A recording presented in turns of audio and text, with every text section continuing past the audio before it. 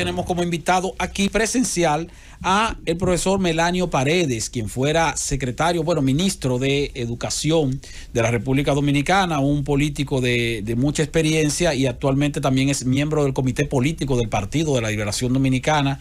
Don Melanio Paredes están con nosotros, además de Elvin Lima y de Manuel Conde, un servidor Esteban Delgado y Héctor Rodríguez Pimentel. Susana Gotró se excusa con usted porque está en una asignación especial y se integrará un poco más tarde. Bienvenido al Gobierno de la Tarde. Gracias, Esteban, y Susana está en falta conmigo, debe estar aquí. Pero la esperamos, ojalá y pueda llegar en el transcurso del programa. Inicialmente, Melanio, quería preguntarle sobre el inicio, valga la redundancia, del año escolar y el anuncio que está haciendo el Ministerio de Educación de que va a comprar libros de texto actualizados al nuevo currículum. Dice la institución, por más de 3.200 millones de pesos. Bueno, saludo a Lima, a Manuel Conde, al buen amigo Héctor Rodríguez Pimentel, Moreno, como le conocíamos en los predios universitarios, y a los amigos del Gobierno de la Tarde, amigos y amigas. Yo quiero aprovechar la pregunta que me hace Esteban, porque entiendo que es importante que pongamos esta situación en contexto, para no quedarnos en las ramas. La educación es un tema crucial, un tema sustantivo del país. Y generalmente y naturalmente ustedes como comunicadores tienen que ver la noticia actual, lo que está generando expectativa, que son informaciones que la gente espera. Sin embargo, en ocasiones solemos dejar de lado el problema sustantivo, es decir, ver este proceso no en el corto plazo, sino en el mediano y largo plazo. Y digo esto porque recientemente el Ministerio de Economía, Planificación y Desarrollo ha filtrado un documento que llaman Reporte de Perfil de Competitividad, basado en un informe del Banco Mundial, que ellos tienen que explicitar más claramente de dónde se produjo ese informe y si lo que están es haciendo, tomando informaciones de refritos, porque hay informaciones ahí que en mi caso ya desde el 2016 nosotros la planteábamos en términos de rendimiento de los alumnos, y aquí se hicieron dos pruebas, la prueba diagnóstica de sexto grado y la prueba diagnóstica de tercer grado, en la que se advertían de ese bajo desempeño, ese bajo rendimiento de los alumnos y alumnas en República Dominicana. Posteriormente el país participó de las pruebas PISA en el año 2015, que se repitieron los resultados que ya veníamos alcanzando en pruebas nacionales, que reflejaron las pruebas diagnósticas, que reflejaban las pruebas regionales, 3 pruebas regionales que se han hecho en este siglo que el país ha participado, las pruebas organizadas por el Laboratorio de la Calidad de la Educación de la UNESCO con sede en Chile, y finalmente el país volvió a participar de las pruebas PISA, su segunda oportunidad en el 2018, y los resultados no llegaron, no se conocen. Generalmente esos resultados llegan un par de años después. Es probable que por la irrupción de la pandemia no se conozca, pero por la estructura del informe que filtra el MEPID, me parece que están manejando informe de ese informe PISA que todavía no es oficial. O sea, datos que han ido saliendo. Exactamente. Entonces, pero yo quiero más que ver lo pasado, porque lo que ellos dicen que el 12% de los niños de 10 años en República Dominicana son incapaces de leer comprensivamente un texto simple. Lo digo en este informe. El 62.3 niños de 10 años. Sí, que el 12% está en capacidad de leer un texto simple. Sí, entonces, cuando se traduce en porcentajes, ya para América Latina y la región, entonces te hablan de 62. Tú vas a encontrar ahí números parecidos de las pruebas nacionales y de las pruebas diagnósticas de tercer y sexto grado, en lo que yo entregaba a la sociedad dominicana como ranking escolar de centros educativos, que no era más que un estudio comparado año tras año, del 2011 hasta el 2016, en que hacíamos un examen mediante un software de los resultados de pruebas nacionales por escuelas y colegios, y entonces categorizábamos los colegios en función de esos resultados. Y el último fue en el 2016. ¿Por qué? Porque esta estadística reflejaba una repetición en términos de resultados de desempeño, y nadie le hacía caso. Nosotros decíamos, bueno, si los muchachos siguen reprobando en pruebas nacionales, siguen promoviéndose independientemente de esas pruebas. Si las pruebas regionales dicen lo mismo, si la prueba PISA en el 2015 dice que estábamos en el último lugar de 70 y tantos países.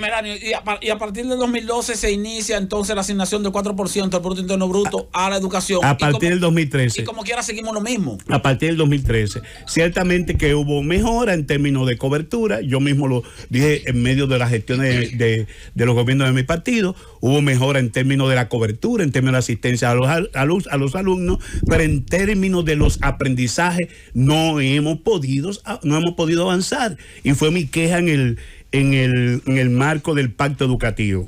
Ahora que se habla de reforma y que se habla de pacto, debo retomar que en abril de 2014 el presidente Medina auspició un gran pacto en que participaron todos los partidos, los sectores relacionados, la sociedad civil, los sindicatos, con un horizonte hasta el 2030, que es el pacto educativo. Y precisamente nuestro partido, el 21 de julio pasado, entregó ese documento en el Consejo Económico y Social, en el que, entre otras cosas, y antes que el presidente y el ministro plantearan de manera ampulosa que el año escolar pasado fue un éxito, nosotros decíamos, en mi caso, usted tiene que, como hombre de Estado y como pasé por el ministerio, no juzgo a la ligera, porque también uno ha sido juzgado. Y lo que decíamos en el documento que entregamos al Consejo Económico y Social, que era perentorio, que era indispensable que las actuales autoridades se abocaran a una discusión en el marco del pacto educativo, donde se presentaran los resultados del modelo a distancia, que nosotros pudiéramos ver allí con algún tipo de estudio o algún tipo de indicador si se había retrocedido, si estábamos en el mismo lugar o si habíamos avanzado en términos de aprendizaje, porque se hizo una inversión de más de 25 mil millones de pesos en ese modelo y no conocemos el resultado. Melanio Paredes, en ese mismo orden, el gobierno del PLD ha gobernado los últimos años y el 4% lo inauguró precisamente un gobierno del PLD. El presupuesto se aumentó de una manera significativa. ¿Cómo evalúa usted la evolución de la educación dominicana con relación a ese impacto presupuestario y si efectivamente se ha reflejado en la calidad de la educación? Comencé diciendo que los resultados educativos no se ven en el corto plazo, sino en el mediano y largo plazo. Es loable que el presidente Medina haya cumplido de manera religiosa con la aplicación del 4%, pero fui de lo que demandé públicamente y en el marco del Consejo del Pacto Educativo, Consejo General, que era necesario que se construyera un sistema de indicadores y que se hiciera una evaluación del sexenio de aplicación del 4%. Eso está en las actas del Consejo. O sea yo lo planteaba. Que fue un fracaso, yo lo que digo es que tenemos que evaluar, porque si ciertamente logramos prácticamente una cobertura de un 98% en materia de asistencia de los niños y niñas a las escuelas, si logramos frenar la deserción escolar como producto de la asistencia a través de transferencias cruzadas o inversión directa en las escuelas con los estudiantes. Sin embargo, en términos de rendimiento, en términos de aprendizaje, estábamos todavía en el piso y lo seguimos estando. O sea, yo he sido lo que ha criticado y naturalmente he dicho, por ejemplo, en mi caso, yo nunca tuve por encima de un 2% en materia de educación. Sin embargo, muchas de las reformas que hoy están planteándose vienen de nuestra gestión. Como el tema de un sistema de aprendizaje de logros, porque usted no puede emitir juicio, usted no tiene un sistema de indicadores. Profesor, buenas tardes. Mire, hace un momento, en la pregunta de Manuel Conde, me quedé un poco inquieto. El 4% se convirtió en una gran conquista para la República Dominicana a raíz del 2013. Del 2013 hasta la fecha, casi más de 1 billón de pesos ha manejado el 4%, ha representado para la educación. Y usted ha dicho que seguimos en el piso en materia de aprendizaje. Eso significa entonces que el 4%, ¿para qué ha servido en materia educativa? Esa pregunta, Lima, me lleva a una afirmación del expresidente Fernández, que decía que, bueno, que para poder invertir e invertir mejor, debíamos tener planes. Lo cierto es que sí, efectivamente, pero había que invertir más. porque estábamos muy retrasados. Es más, muchos pensaron que el 4% era un puerto de llegada y yo sostengo que era un puerto de salida. Ya cuando nosotros tuvimos el 4% en el 2013, el promedio de inversión en educación en América Latina era 4.17. De manera que nosotros llegamos cuando ya otros habían avanzado. Panamá duplicaba la inversión en educación. Y no es que tengan mejor sistema educativo que nosotros, pero lo cierto es que aquí había un gran déficit en materia de escuelas que fueron construidas una gran parte durante la tiranía de Trujillo. Ahí está la Escuela Chile, República Dominicana. Luego una camada de escuelas que fueron construidas en el periodo del doctor Balaguer. Y naturalmente había que hacer un esfuerzo, como lo hizo Medina, que era, digamos, el rubro más fácil de invertir. Porque si a mí me duplican el presupuesto de un año a otro y tú no tienes diseñado un plan, que es lo que decía el presidente, que pudiera invertir adecuadamente esos recursos, entonces gran parte de eso se va por el sumidero. Y, por ejemplo, para formar un docente, que es una inversión clave, un docente le puede tomar entre 3 y 4 años de su formación básica, luego un año de especialidad, más años de experiencia. Tú tienes 6 años ahí. Para tú poder introducir cambios, digamos, en el enfoque pedagógico, eso tiene que ir alineado con la capacitación de los maestros en servicio. Y eso también se toma su tiempo. De manera que en educación tú no puedes de golpe y porrazo planificar. Yo recibí en el 2010 43.000 millones, fue el último presupuesto que ejecuté. Si tú le aplicabas el 4%, lo llevaba a 87.000 millones de pesos. O sea, no era verdad que tú ibas a tener la posibilidad de invertir adecuadamente esa cantidad de dinero. Yo dije en un momento eso y alguna gente se alarmó. Yo decía, no, yo necesito que ese incremento sea gradual. Sí. Y así lo hicimos. Con base en la planificación. En mi proyecto de gestión comenzábamos con el 1.98 en el 2008 y terminábamos en 4.12% en el 2012. Sí, pero de nada con incremento sostenido, pero no lo tuve. Yo tuve que manejarme prácticamente en un 2%. Y volviendo al tema, que es importante, porque agua pasada, en este momento es fundamental que el pacto educativo sea relanzado. Justamente debe comenzar porque evaluemos cuál ha sido el impacto en todas las áreas de la inversión de ese 4%, porque es un gran sacrificio fiscal que ha tenido que hacer el Estado. Y no se quiere ir a resolver ese tema que tenemos necesariamente que abocarnos, porque la fiscalidad como instrumento tiene que pautar el desarrollo en este país. Y tiene que decir en qué nosotros vamos a apostar, en qué nosotros vamos a invertir. Aquí no quedamos en las ramas, que si el déficit fiscal, que si el endeudamiento, que la ejecución presupuestaria, todos esos son instrumentos de políticas, pero tenemos que definir política de desarrollo en las diferentes áreas. Venimos de una revolución educativa que se planteó como la panacea para el problema educativo. Entonces, mira, Melanio, bueno, termina. No, él me habla de revolución educativa. Yo acuñé el término de revolución educativa porque realmente yo promoví un cambio radical en el enfoque. Por ejemplo, Esteban comenzaba la pregunta por los libros de texto.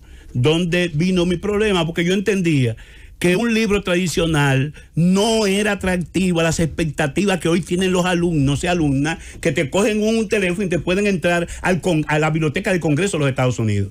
¿Y qué hicimos nosotros con el texto integrado? Que le pusimos hipervínculo a esos textos.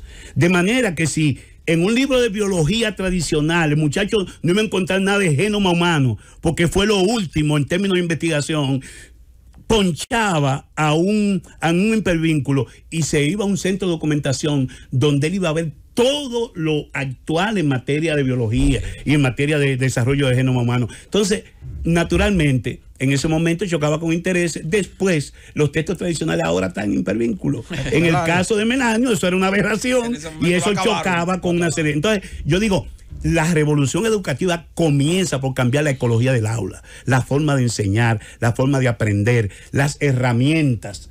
O sea, usted no puede quedarse en lo instrumental y hay que medir, hay que evaluar. Usted no va a llegar a ningún lugar si usted no evalúa permanentemente lo que hace. Es como la máxima de Piaget: ensayo, prueba, error.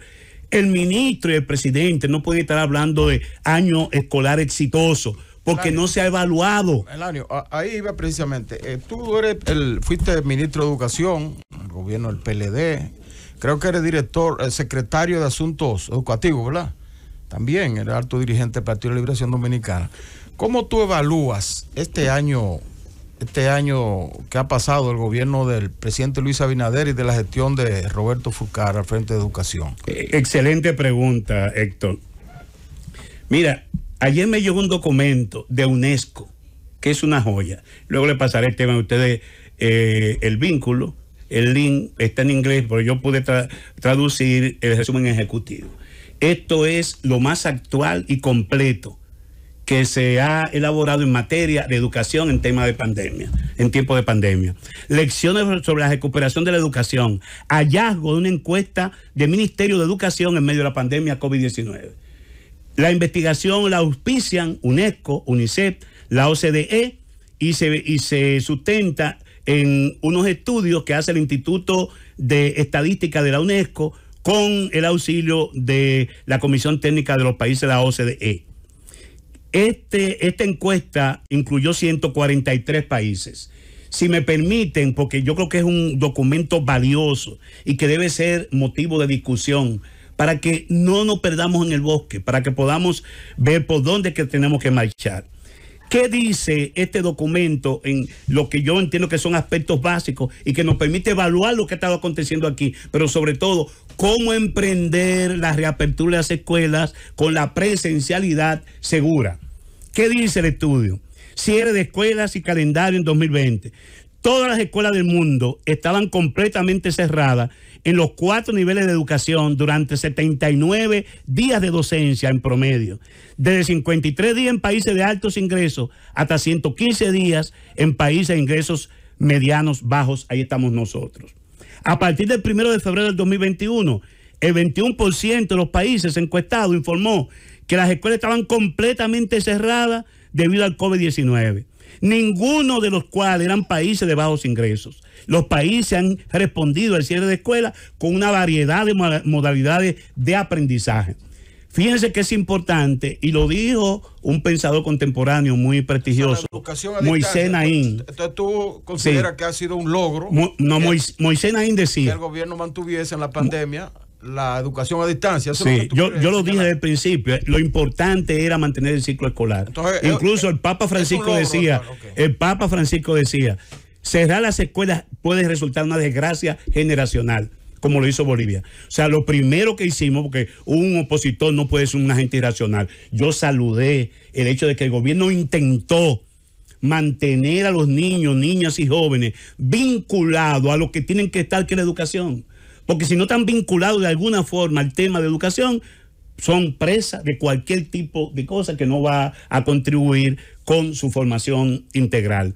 Lo que estamos diciendo, bien, por ir a un modelo a distancia. Moisés Naín decía, ningún sistema educativo en el mundo estaba preparado para dar educación a distancia a todos los niños y hacerlo con efectividad. Moisés Naín, el mismo que dice que hoy es más fácil ganar y acceder al poder que sostenerse en él. Sí. Y él decía en noviembre eso. Y decía que la característica más frecuente en estos tiempos de pandemia era la improvisación de los gobiernos o los gestores, la incertidumbre de las familias y la confusión de los docentes. Entonces, esos son 3 temas fundamentales que tú tienes que enfocarte, porque nadie le va a pedir a estas autoridades que tuvieran la varita mágica para enfrentar con éxito eso. Ahora, de tú reconocer que fue importante el intento a que ellos estén publicitando de que hace un año exitoso, dista mucho. Y basta con que ustedes puedan acceder a este informe. Hay una parte final que quizás con eso damos luz sobre qué es lo que tenemos por delante. Por ejemplo, usted no puede promover automáticamente. En ese orden va la pregunta. Y sobre todo aprovechar este instante para felicitar el trabajo que hicieron durante muchos años con los rankings educativos. Era uno de los seguidores de esos rankings, de esos análisis que eran bastante ponderados. Aún sé con la dificultad que contaban para realizar esos análisis, pero me cuento dentro de ese público que usted tenía en esos análisis. Gracias. Ahora bien, quisiera que me respondiera una pregunta que tiene que ver tal vez con las ejecutorias de su partido, el Partido de la Liberación Dominicana, durante los años de gobierno del PLD. Hablamos del 4%. Ese 4% regular se invirtió esencialmente en la construcción de escuelas. Y hay grandes cuestionamientos, inclusive con relación a la compra, a sobreprecio de muchas de muchos terrenos y solares, y sobrevaluación de las escuelas, en las que muchas acusan vicios de construcción inclusive. Eso es un hecho que particularmente al parecer es cierto. ¿Hacia dónde debe encauzarse la inversión? ¿Fue necesaria esa inversión tan importante en escuelas, en varillas, cemento, con un alto margen de corrupción? ¿O debe invertirse hacia otros rubros para mejorar la educación? Si le quita el apelativo con un alto nivel de corrupción, tengo que decirte que sí. Se lo dejo a usted. Pero no, o sea, hay que construir, el ministerio, es más, un año escolar, a mí me preocupa, porque este año escolar se ha estado planteando la reapertura de las escuelas prácticamente en un periodo de 2 meses, entre el anuncio del cierre y el aviso de la apertura, los meses de agosto y septiembre. Un año escolar, para prepararlo con éxito, se toma por experiencia propia 6 meses. Tú tienes que trabajar en el mantenimiento correctivo y el mantenimiento preventivo. El mantenimiento preventivo, la escuela que también su pintura para que no se deterioren. El mantenimiento correctivo, que muchas veces implica prácticamente reconstruir la escuela, porque tienen los sistemas sanitarios dañados, son construcciones viejas con muchísima filtración, hay que poner el plato, etcétera. Siempre será necesario una alta inversión en materia de infraestructura, porque lamentablemente en este país el gran problema, el gran talón de Aquiles de este país es el mantenimiento. Aquí no será mantenimiento a nada. Tú viajas a Estados Unidos, te vas a poner el buque ese de la Segunda Guerra Mundial y tú siempre encuentras una cinta. Ahí están reparando todo el tiempo. Y tú vas a Europa y hay siempre los conserjes dando la brochita. Aquí no. Aquí se construye y se olvidó eso. Y no vuelven a tocar la escuela hasta que haya que reconstruirla y darle un contrato a un contratista. Entonces yo entiendo que hay que mejorar. En mi caso, yo recuerdo, y tengo que hablarlo, no por un problema ni siquiera de ego, pero ¿qué hicimos? Nosotros promovimos un concurso para construcción de escuelas, porque decíamos, no es posible que la escuela de Jarabacoa y Constanza, con un clima de 20, 21 grados, sea igual que la escuela de Oviedo, que llega a la temperatura casi a 40 grados. Del municipio de Obredo, o de la Frontera, o del Este. Y hicimos un interesante concurso en que participaron muchos arquitectos para diseñar escuelas con mayor ventilación y que se acogieran a las características propias de la región. Entonces, eso tiene que hacerse aquí. Tenemos que mejorar la inversión, porque, insisto, es un gran sacrificio fiscal que se hace y no podemos botar el dinero. Pero claro, más que eso, es fundamental que nosotros podamos insistir en mejorar la calidad de nuestros docentes, en mejorar la forma, el enfoque, la ecología del aula, que hoy no podemos pensar en que un maestro como un doctor se va a parar en un púlpito a transmitir conocimiento. No, el maestro tiene que ser un facilitador, un mediador de los aprendizajes, porque es probable que dentro del aula hay un niño que tenga mayor acceso a conocimiento que ese maestro, que a lo mejor no puede ponchar un smartphone. Entonces, yo pienso, sobre todo para entrar en el momento en que estamos, que las autoridades tienen que abocarse a hacer las evaluaciones. No es posible que sigamos con ese nivel de desempeño que no tienen nuestros niños actuales, que nosotros promovamos automáticamente a niños de 1er a 4º grado sin saber leer ni escribir. Estamos posponiendo una mediocridad que va a sepultar este país, que tendrá que competir, que nosotros exportamos una gran cantidad de dominicanos que van al exterior. Y que en algún momento habrá que corregirlo. Melanio Paredes es ministro de Educación, miembro del Comité Político del Partido de la Liberación Dominicana. Le agradecemos su participación en este gobierno de la tarde. Política, no, su aspiración presidencial. El tema de la educación es apasionante y se extendió. Pero nosotros lo vamos a invitar nuevamente y nos vamos a asegurar de que Susana Gotró esté presente. Gracias, don Melanio. Francis.